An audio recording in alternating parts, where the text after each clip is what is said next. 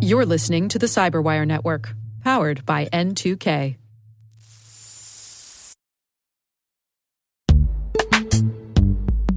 This episode is brought to you by Palo Alto Networks, the leader in cybersecurity. As AI-driven attacks increase, organizations can't afford to have network security that's stuck in the past. Discover how Palo Alto Networks can help you predict what's coming and proactively secure against it with a zero-trust, AI-powered network security platform built to secure whatever, whenever, wherever. To learn more, visit paloaltonetworks.com/network security platform.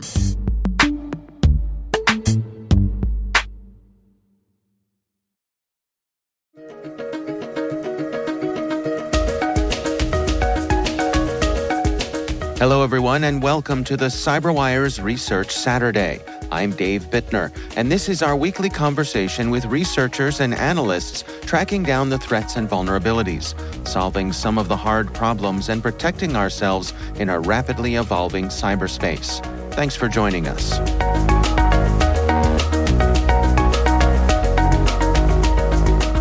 So, FritzFrog is a botnet that we have been tracking since 2020. Akamai originally discovered it, and we were tracking it ever since. And a few months ago, when we inspected the code, we have noticed some very interesting additions, mainly the Log4Shell addition. That's Ori David, a security researcher at Akamai. The research we're discussing today is titled Frog for Shell. FritzFrog Botnet adds One-Days to its arsenal.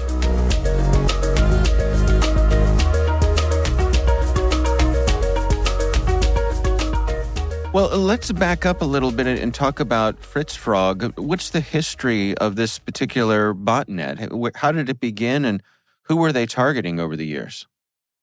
So, as I said before, we've seen FritzFrog since 2020 being active, and its traditional targets were vulnerable SSH servers. So, SSH servers exposed to the internet with weak credentials, and that FritzFrog brute forced and took control over. So it didn't target any specific industry. It simply scanned the internet, identified SSH servers, and attempted to brute force them. And what was the FritzFrog botnet then used for? Who did they aim it at? It's not, like I said before, it's not targeted, but rather their motivation is purely financial. They would compromise as many machines as possible, and then they would use those machines to mine Monero. And there's actually an interesting feature for FritzFrog where they have an antivirus module. They know that the machines that they compromise very often have additional malware installed on it because, well, it's an SSH box with a weak password exposed to the internet. And because of that, they identify competing malware that consumes a lot of CPU and simply terminates them. And then they have all of the CPU for themselves. Yeah, it's a mixed blessing, I guess, right? It's an interesting approach. Well, let's dig into the updates that you all tracked here. I mean, they started using Log4Shell as an infection vector here. Before we dig into how FritzFrog is using that, can you give us just a quick reminder of what we're talking about with Log4Shell? So Log4Shell rocked the world 2 years ago at the end of 2021. It was a very high-profile vulnerability, and for a good reason. It was a vulnerability in a Java library called Log4j. It is a logging library, which is very commonly used by Java applications. And what the vulnerability was, by getting the application to log a specific payload, attackers could get the Java application to download a malicious Java class and execute it. So in a very simple manner, they could get a code execution on all sorts of Java applications across the world. Like I said before, the library was very commonly used And the exploitation was very, very simple. You simply need to get a line logged into a log file by the application, and that's it. You get code execution. So Log4Shell was a really big deal for another reason, and that is it is really hard to patch. So let's say we have our, traditional code execution vulnerability, let's say in Windows Server. It's pretty easy to determine if you're vulnerable. You'll check your Windows machines, and you'll see if your version is affected. With Log4Shell, because the vulnerability was in a Java library, it was not as trivial to know if an application is vulnerable, or even harder to tell if a machine is vulnerable. This made Log4Shell extremely hard to patch. And so where does that leave us today? I mean, you mentioned that, after Log4Shell, there was a real flurry of patching, but I suppose there's still plenty of systems that are left vulnerable? Yes. So the initial discovery of Log4Shell led to really a month-long or months-long frenzy of patching where everyone was trying to identify where they are using Log4j and what applications, third-party applications that they use Log4j. And during this initial frenzy, some applications received more attention than others. So obviously, applications that were exposed to the internet were prioritized. So anything that was exposed to the internet and was vulnerable to Log4j, to Log4Shell, was either patched or compromised by now. So FritzFrog actually poses an additional risk to another type of asset, and that is internal assets. And like I said before, the traditional Log4Shell exploitation relied on access from the internet. But if you had a legacy Java application somewhere inside your network that didn't receive communication from the internet, it was safe because no one could reach it, so no one could exploit it. What FritzFrog does is that whenever it breaches any machine, it will scan the entire internal network of this machine. And now let's say we have just a random SSH server that is not really important, but it was compromised by FritzFrog. And now this machine is scanning your entire network, and it will find the leftover, if you will, applications that were not patched.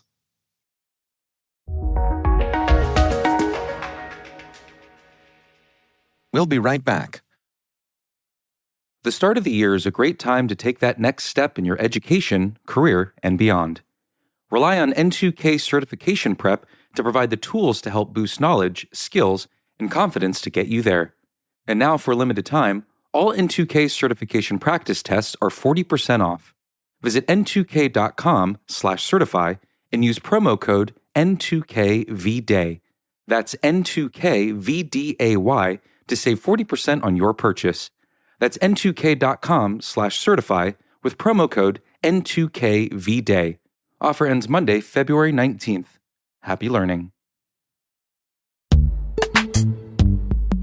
Imagine a world where you're always one step ahead of cyber threats, where your defenses are impenetrable because you see what others don't. Welcome to Team Cymru's Threat Intelligence Solutions. With real-time access to the world's largest threat intelligence data ocean, they enable you to turn the tables on attackers. Transform your security from reactive to proactive through accelerated threat hunting and incident response, made possible through automation. Empower your team with visibility and insights to start defending your organization like never before. Team Cymru. Be the hunter, not the hunted. Learn more at team-cymru.com/cyberwire. That's team-cymru.com/cyberwire.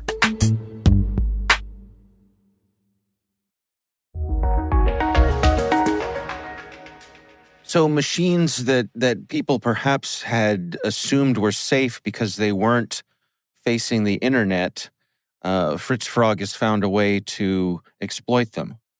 Yeah, so in many cases, internal machines were patched as well, but because the external machines received most of the attention, we believe that the malware developers chose to target, believed that they could target internal machines that might have been neglected.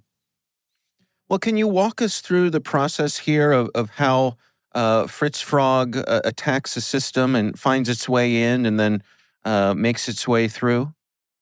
An interesting fact about FritzFrog is that it operates entirely in a peer-to-peer manner. So there's no C2 server, but rather all of the different bots communicate with each other in a peer-to-peer network. And this is relevant for the exploitation as well. So the payload is also delivered through this network to newly compromised machines. So FritzFrog has two ways of propagations currently, and that is SSH brute force and log4shell exploitation. So FritzFrog will identify targets. It will do that by parsing the certain system configuration files. For example, it will identify your known SSH host from the compromised machine, and it will then attempt to connect over SSH to these servers. So if the compromised machine previously connected to an SSH server, FritzFrog will attempt to do the same thing. And besides these more targeted targets, FritzFrog will also just randomize IP addresses into the internet and scan them. And that's for the SSH brute force. As for the log4j exploitation, so again, FritzFrog will generate targets randomly and from the internal network. So it will start by enumerating the internal network.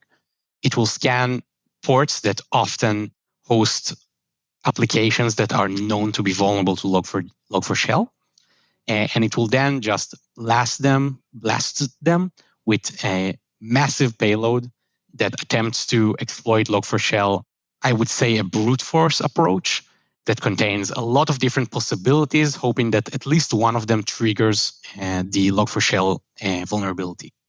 Once the vulnerability is triggered, interestingly, the newly compromised machine will connect back to the bot, which hosts its own LDAP server, and it will fetch the payload from the bot. So, like I said before, the botnet is entirely peer-to-peer, and this is also true for the log4shell exploitation. The machine will connect back to the bot over LDAP. And so this is also a pretty unique thing for FritzFrog regarding the log4shell exploitation. It strikes me that being configured as a peer-to-peer thing, and as you said, downloading large files, that strikes me as being potentially noisy here. So how does it avoid detection? Yeah, so FritzFrog does a few noisy things, but at the same time, it attempts to avoid detection. The main thing would be that it tries its best to not touch disk and operate inside the memory, the volatile memory. It utilizes two mechanisms of the Linux operating systems to do that. Yeah, it will, when possible, if given the right permissions, it will not write any files to disk and will also only work inside the RAM. So what are your recommendations for folks to best protect themselves against this? So first, I would say is the most important thing to protect from FritzFrog, but other botnets and automated scanners as well, would be to identify your internet exposed applications. Because a lot of times there are these SSH servers that no one knows about, and this is how FritzFrog gets in. So first you need to identify the servers and then harden them.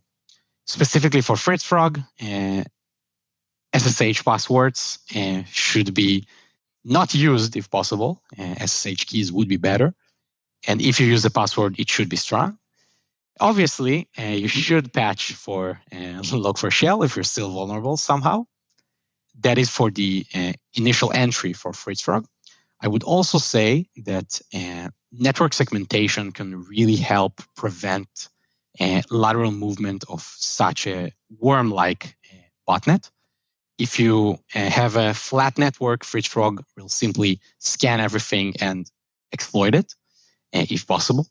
So really, I think that a good firewall policy and good segmentation can help contain such a breach in a really significant way. Ori, I think you and I have both demonstrated tremendous discipline here in resisting the urge to use frog puns throughout our conversation here. And I just want to say that when it comes to patching your log4shell, you should really hop to it. Yeah, definitely.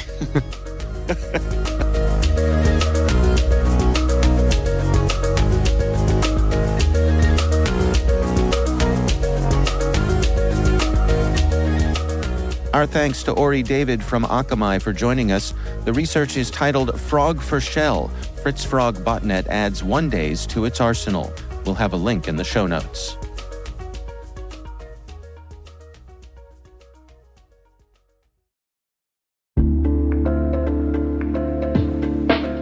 And now, a word from our sponsor, SpyCloud, the cybercrime analytics leader. SpyCloud disrupts cybercrime by telling you what criminals know about your business and your customers, so you can take action to prevent ransomware, session hijacking, account takeover, and online fraud. SpyCloud constantly recaptures and analyzes new data from the criminal underground, including credentials, session cookies, and PII siphoned from malware-infected devices.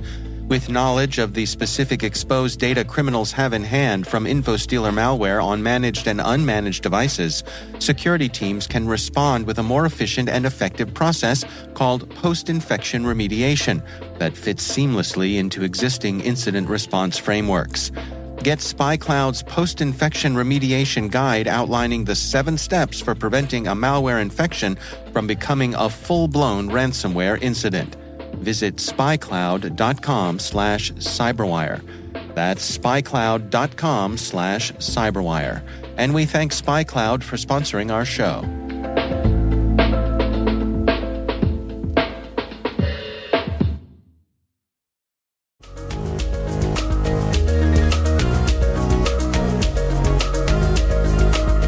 The CyberWire Research Saturday podcast is a production of N2K Networks. N2K Strategic Workforce Intelligence optimizes the value of your biggest investment, your people. We make you smarter about your team while making your team smarter. Learn more at n2k.com. This episode was produced by Liz Stokes. Our mixer is Elliot Peltzman. Our executive producers are Jennifer Iben and Brandon Karpf. Our executive editor is Peter Kilpie, and I'm Dave Bittner. Thanks for listening. We'll see you back here next time.